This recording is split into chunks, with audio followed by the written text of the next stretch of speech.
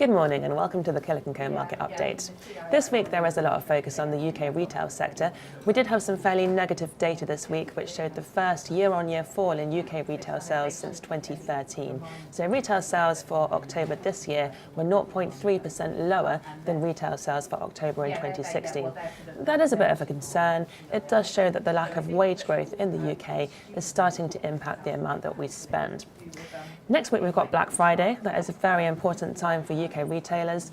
Normally we expect that between Black Friday and Christmas, UK retailers make about 30% of their revenue for the full year. And for some companies, such as jewellery retailers, that figure can be as much as 40%. So this period is incredibly important for UK retailers, and it can give an indication of how that company is performing overall.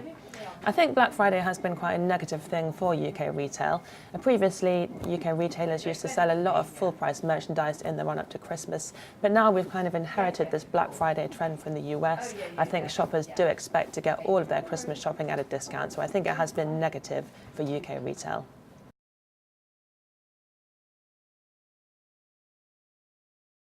Obviously, Black Friday is a very significant day in the global retail calendar, but it now pales in significance to Chinese Singles' Day, which was last week and which set new records for expenditure.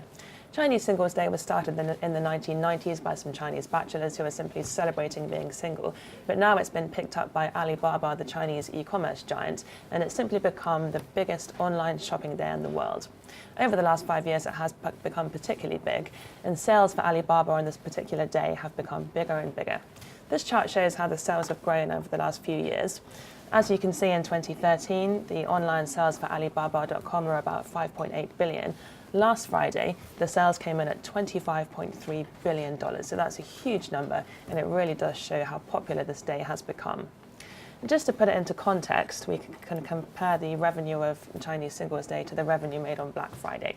So last year, in the US, total retail expenditure for all retail outlets between Thanksgiving and Cyber Monday was $12.8 billion. For Chinese Singles' Day, just on Alibaba.com, so just one day on one website, the sales were $18 billion. So that really shows you how significant this day has become for global retail.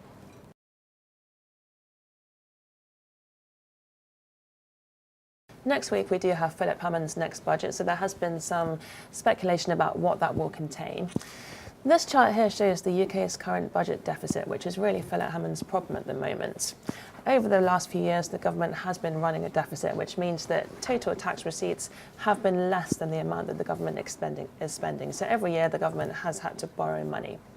As you can see by this chart, there was a huge spike in the amount the government had to borrow during the financial crisis. So 2008, 2009, the budget deficit was over £120 billion. Since then, the Conservative government has committed to reduce that figure, and as you can see, they have been successful in doing so. The deficit has been declining over the last few years, but all the same, we do have a deficit, and we still are having to borrow money every year. So the deficit for this year is predicted to come in at £58 billion, so still quite a significant number. Hammond has committed to getting rid of that deficit, but I think it will prove quite difficult for him to do so. And the problem he has at the moment is that the Labour government has promised to spend a lot more money on things like infrastructure if it does get into power. And I think perhaps there is a bit of pressure on Philip Hammond to do the same in the hope of promoting economic growth. I think also there is some pressure on him to try and give some things to younger voters to try and reclaim them back from the Labour Party. For example, Corbyn has promised to do things like paying off student loans, so perhaps there will be some pressure on Hammond to do something like that. So we will be very interested to see what comes out in the budget next week.